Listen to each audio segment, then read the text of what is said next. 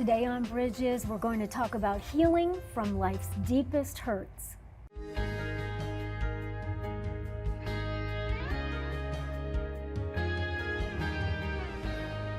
I'm Monica Schmelter, and I'm so glad that you joined me for Bridges today, where we bring you hope for the journey. My guest today is Kimberly Harr, and she is a licensed therapist, an author, a speaker, and her book is Healing from Life's Deepest Hurts. And Kim, it's good to have you on Bridges. Thank you so much for having me. You know, I think when I think about healing and people going through trauma, I'm so grateful, for the work that God does in our lives if we choose to follow that road. Have you had a personal experience with trauma? I absolutely have. Back in 2017, I had been single for 4 years. My first marriage, I'd been married 23 years, and I divorced after 23 years because of ongoing infidelities. And I decided in 2013 I could no longer stay in my marriage. But because I had 4 children, I decided to just take 4 years and just be mom for 4 years. Sure. But in 2017, I decided it was time for me to put myself out there, begin dating again. And I met a man on April Fool's Day. And we both knew almost immediately this was it. And we saw each other almost every day for a month.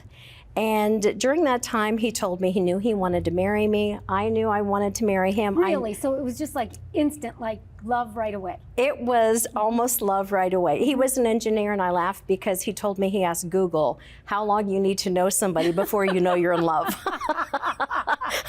So he was smitten. What did Google say? It wasn't fast enough. Okay, I think it was something like 6 months, and I told him to ask Siri. Okay. But so we knew. He told me, he said, I want to marry you. And 4 weeks after I met him, my ex-husband asked me to meet with him to talk about our adult children. This was not uncommon. I had done it many times, but this time when I went to meet him, he asked me about me seeing him again. And like in a romantic way? Giving him an opportunity for us to get back together. And I told him, I said, I've moved on. I'm dating somebody very seriously. And he looked at me and he said, maybe I'm going to have to go talk to that man. And I didn't realize it, but my ex-husband had been stalking me. And so when I left my ex-husband's home, I called Andrew, one, because I didn't want my ex-husband to scare him away. And I just said, hey, this is what he said. I said, would you be willing to fight for me? And he said, absolutely, because you're worth it. And little did I know that within 24 hours, Andrew was going to be fighting, not just for me, but he was going to be fighting for his life. What happened? I went home, went to bed, and something stirred inside of me and just said, lock your bedroom door. And so I got up, I locked my bedroom door, and at 2... Do you normally lock your bedroom door? No. No. I was living alone, empty nesting, so I locked my house, but not my bedroom door. Of course. And I woke up at 2:30 in the morning to my bedroom door coming down, crashing off the hinges. My ex-husband had broken in. He was intoxicated. He had a gun in his hand. And for 4 hours, I was assaulted. After the assault, he told me he was going to kidnap me as punishment for ruining his life. And he was going to make me watch him murder the man I had just started dating. So we drove to the new man's house, to Andrew's house. He looked over at me, my ex-husband. He got some bullets, the gun, and he said, now you can go do what you need to do. And he left the keys in the ignition. So I made a getaway, not before I heard 3 gunshots. I knew there was no way Andrew was going to survive. And I escaped to a local super center and called 911. And later on, everything, my ex-husband was apprehended, and I was taken to an emergency room where I learned Andrew had been shot 10 times. 10 times? He had been shot 10 times. And I had met Andrew's adult children one time, just one of them. And his one son called my cell phone, and my adult daughter answered the phone. And he said, we wish your mom well, but we just think our parents need to go their separate ways. And my heart sank because, I knew Andrew was in and out of surgeries, but I didn't know if he was going to make it. And because it was a crime scene, he was under an assumed name. So I had no way of finding him in the hospital. So I did not hear from Andrew for almost 4 to 6 weeks. My goodness, but he did make it. Andrew survived. He did survive. During that 4 to 6 weeks, I immediately left the hospital and I stayed with my parents for a couple nights because there was no way I was going to go back to my house. It was no longer my home. Well, it wouldn't feel safe. I did not feel safe. I was very numb. Lots of emotions were going through me. I was angry, scared, numb. Of course. And I had an uncle and aunt that were going to Canada for the summer, and they offered me the use of their home for the summer. Oh, how wonderful. And when I went there, there was a beautiful big pergola in the backyard. And when I saw it, something inside me just told me this is where I was going to meet Jesus. This is where my healing was going to begin. And I would go lay on my face on the cement floor and I would just weep and weep. And I told the Lord, I said, I have nothing in me. I have no words in me. I am so broken. I am so empty. And I said, but I know there's a scripture in Zephaniah that says you sing over us. And I said, Lord, I'm asking you to sing life back into my body. And I just began playing praise and worship music, and I let that begin to fill me up. And so during that 4 to 6 weeks is really where a lot of that healing began. I did hear from Andrew again. You did? It was about 6 weeks later, and I was at the pergola drinking my coffee. And I looked down and there was a Facebook Messenger message. I've never been so thankful for Facebook Messenger messages. My goodness. Okay. Because his kids had taken my phone number out of his phone. Oh. And so all it said was, hey, I'm alive. And I thought, how do you respond to that? And so I said, yay. And I asked if I could go see him. And he said, no, he was getting ready to go in the hospital for another surgery because some of his wounds had infections in them. And he said, I'll contact you after the surgery over the weekend. And so I waited. And it was maybe 3 or 4 days, and I got another Facebook Messenger post, and it said a visit would be nice. Oh. And so I went up to the hospital. We arranged for me to sneak in when his kids weren't there.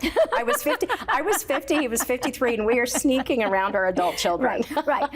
And you realize, though, like, they're just scared for their dad. Absolutely. I don't blame them a bit. It's understandable, but at the same time, it's not leaving you in the best position with the man that you love and that loves you, right? That's right. Yeah. Well, I can only imagine they probably thought it was something from Jerry Springer because Dad's met a woman. 4 weeks later, he's shot by a man 10 times. So I don't blame them at all. Yeah, I'm laughing, just a nervous reaction. None of it is funny. It's just... Well, looking back now, I can see there were moments of humor. And so when I opened the hospital room to where Andrew was, I looked at him and I said, where does this leave us? Because I knew we were going to get married. And he said, I don't know.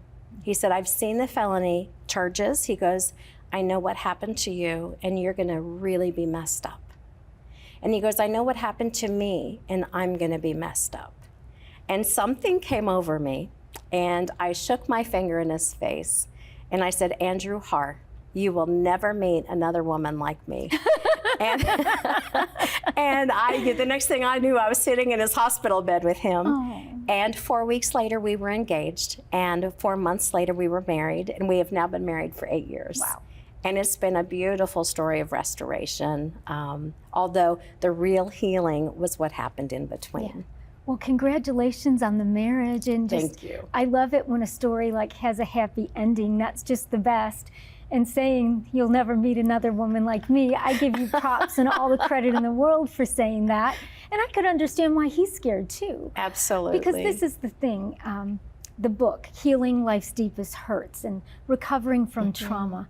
People do get stuck in trauma. They do get messed up. I mean, you have a beautiful story, and I know that, you're a licensed therapist and speaker and an author, but at the same time, you're a person just like the rest of us.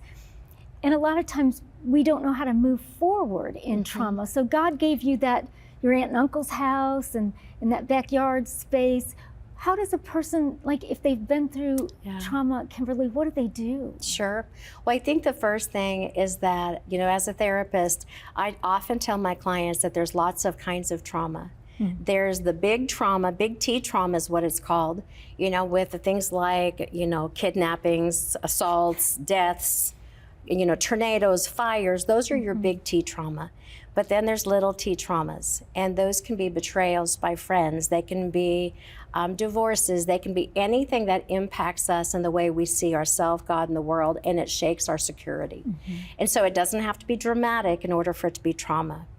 And when someone goes through trauma, there is a point of having to make a decision that, I didn't know how I was going to heal, but it began with a decision. And I knew that no matter what it took, I was going to do the work. And so in the beginning days, it was very practical things. It was things like taking care of my body. It was getting good nutrition. It was making sure I got out of bed, because you just feel so numb. You don't want to get out of bed. You want to isolate. I would think so. I think that there would be a lot of fear. There was a lot of fear. Yeah, there was a lot of fear. There was a lot of just kind of the whole world didn't feel safe anymore. There was a loss of an innocence of the world. Right, because no one had ever broken in the house before. And I think if you had not locked that bedroom door, at least the lock allowed you to hear the door come down, so you were woken up. I am convinced that is what saved my life. Because had I not heard that bedroom door, because when it came down, I sat straight up. And so I was awake, I was alert. I hung on every word, and God gave me a gift of calm. Because in that moment, I remember telling myself, because the first thing my ex-husband told me is that he had come from killing my mom and dad. Now, he had not. But So he lied. But I didn't know that. And so in that moment, I told myself, I said, put it on the shelf. You can grieve it later. There's nothing you can do. You just have to stay really intent on what his words are to keep you alive. And my words were, Lord, just keep me alive, because my family's going to need me. And he did keep you alive. We've got to take a break. Stay with us. We'll be back in just a moment. Don't give in. God's word says you're an overcomer. It takes training. It takes discipline. And so when you're fighting that good fight of the faith, you take your story, whatever it is, and you saturate it in faith, and you fight for it. Visit MonicaSchmelter.com to schedule Monica to speak at your next event. Finding hope in today's life is not always easy. Bridges with Monica Schmelter is making it simple. You can now listen to podcast episodes on popular platforms like iTunes, Spotify, iHeartRadio, Life Audio, and more by searching for Monica Schmelter to find God's hope for your journey. If you enjoy watching Bridges, you can join Monica on Facebook for all the extras. Just visit Facebook and search for Monica Schmelter TV. At Monica Schmelter TV, you'll get a look behind the scenes. You'll learn secrets from the studio, and you'll be among the first to know what's coming up next on Bridges. Best of all, you can connect with Monica for prayer and share what topics you'd most like to see on Bridges. Monica would love to connect with you.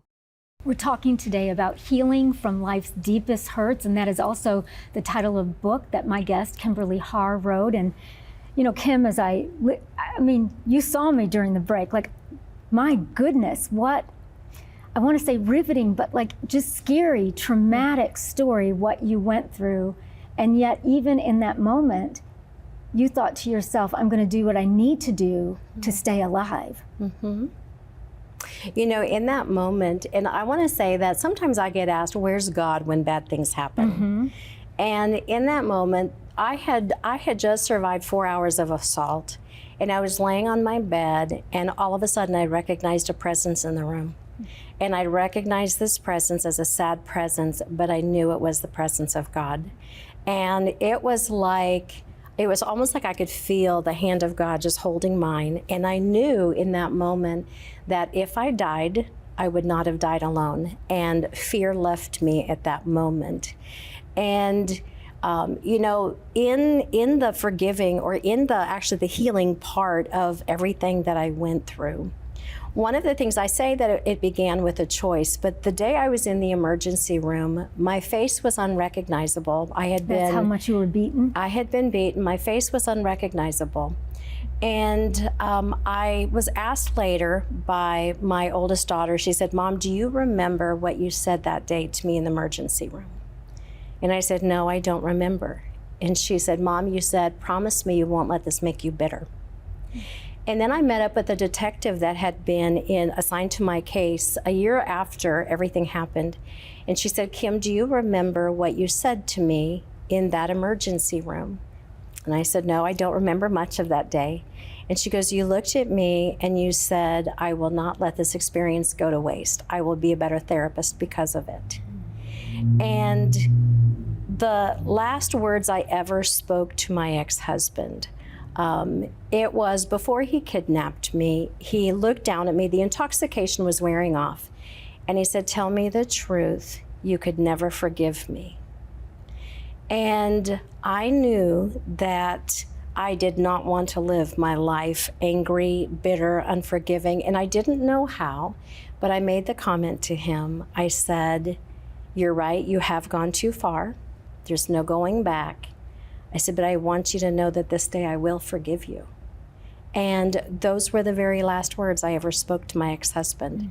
And that night, though I was angry, mad, I don't want to give the impression that it was just a decision and I was all fine, because there was lots of working out to do. But that very first night, I prayed for my ex-husband when he went to jail. I prayed he wouldn't be scared, and that the angels would surround him, and that he would sense God's presence. That's an attitude that only the Holy Spirit could give you. And you're right, though, it does start with a choice. We have to determine in our life that we're going to do things God's way. And you had the presence of mind. You felt God with you. And I've heard many people say that too.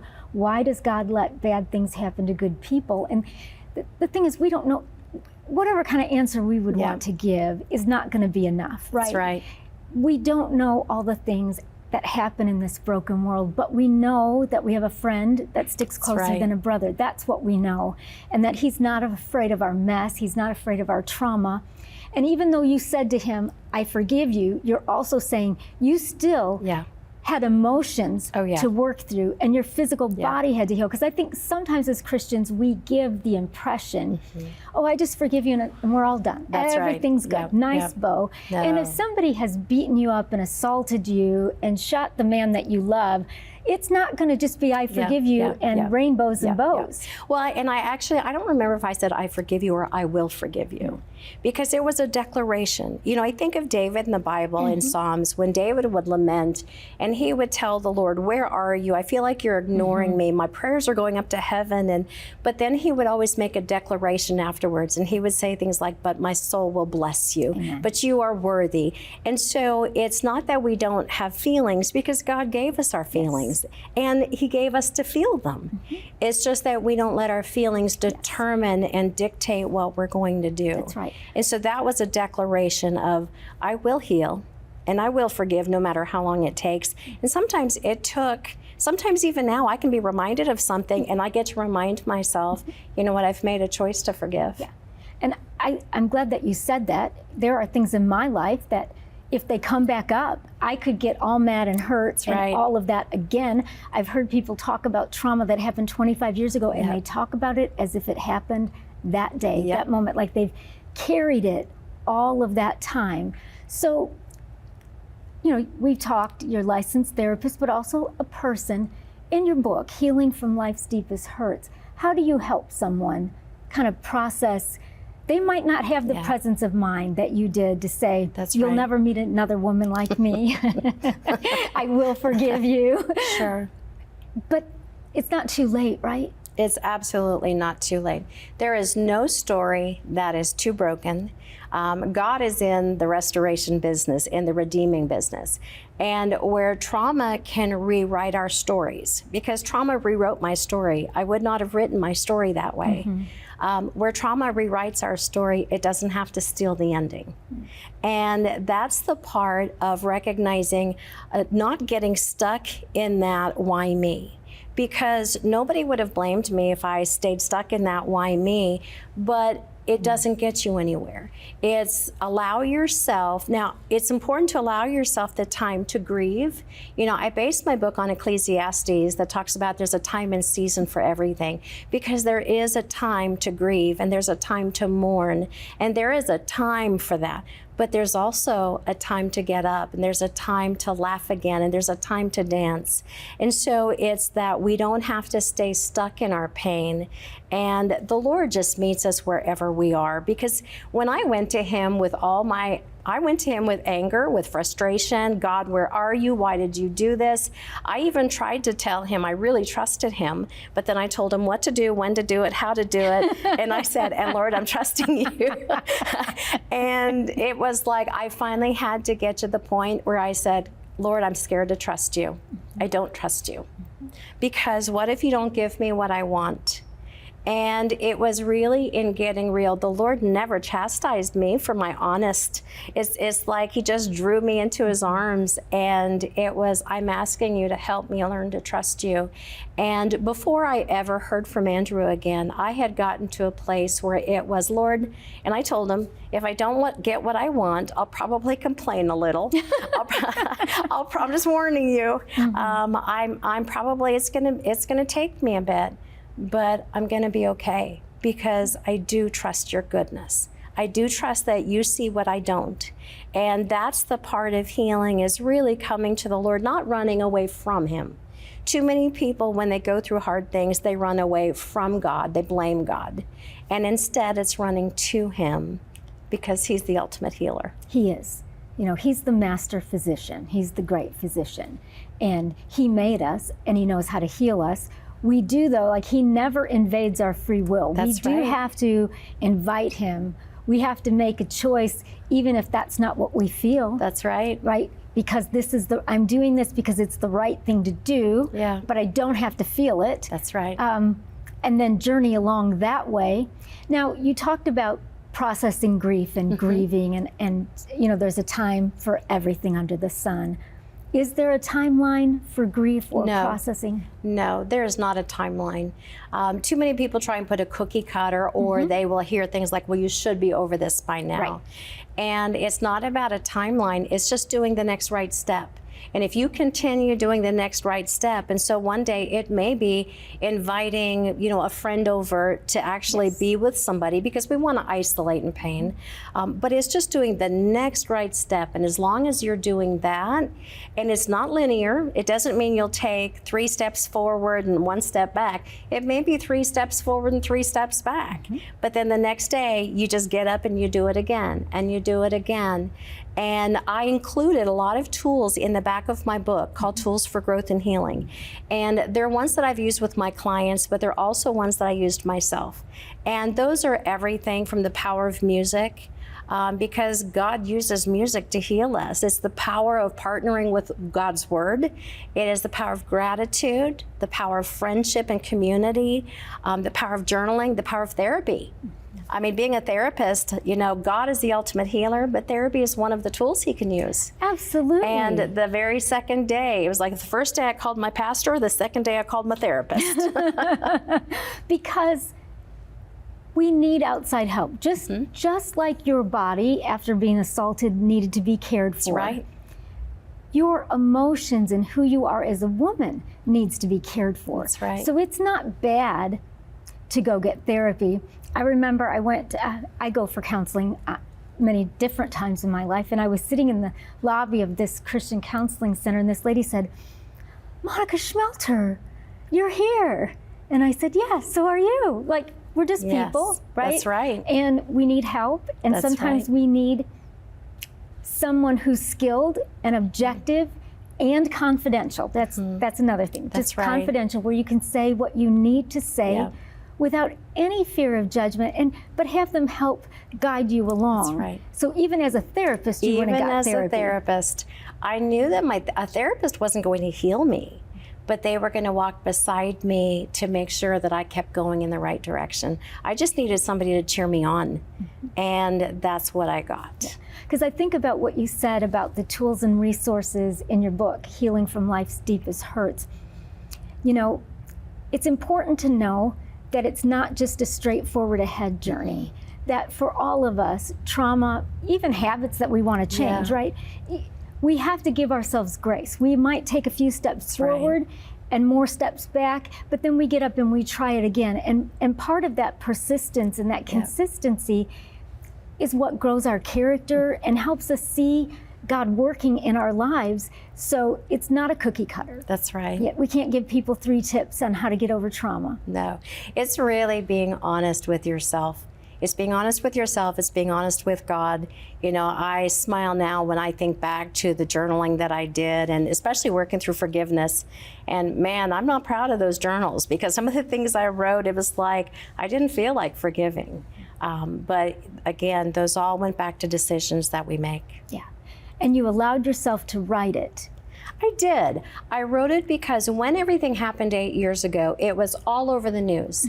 I had now my name was not in the news, but there was enough description. People knew it was me. And I had no choice over what people knew about my story. All they knew, here was a woman that was kidnapped, assaulted, and hurt.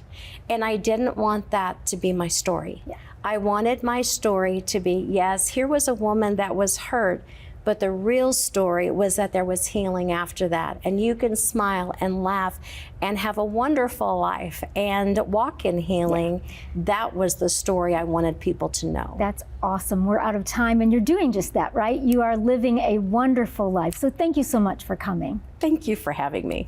I'll be back in just a moment with Hope for the Journey. Finding hope in today's life is not always easy. Bridges with Monica Schmelter is making it simple. You can now listen to podcast episodes on popular platforms like iTunes, Spotify, iHeartRadio, Life Audio, and more by searching for Monica Schmelter to find God's hope for your journey. Life can be hard and days can be long. So if you're looking for hope for the journey, MonicaSchmelter.com is a great place to get started. On MonicaSchmelter.com, you'll find Monica's teachings on demand. And if you're looking to really grow your faith, you'll find online extras are available with every teaching. So don't wait another day. Get started now at MonicaSchmelter.com and you will find hope for the journey. The word why. It has only 3 letters, but such a big meaning. And especially when something goes wrong, we wonder why. And especially if it's something really big, like a betrayal, something that really hurts us. And we can get into, why God, why? And sometimes God doesn't answer us. He doesn't give us the why. So one of the first things we have to do is accept that if God doesn't tell us why, that we don't need to know. But what we can ask is what? God, what do you want me to do at this point? And when we ask God, what do you want me to learn? What do you want me to do? He will pour out. He will take us from that why, from that misery, to what He has for us next, to what He wants us to do. He never leaves us. He never forsakes us. He is always there. And when you progress from the word why to what, you will have more hope for the journey.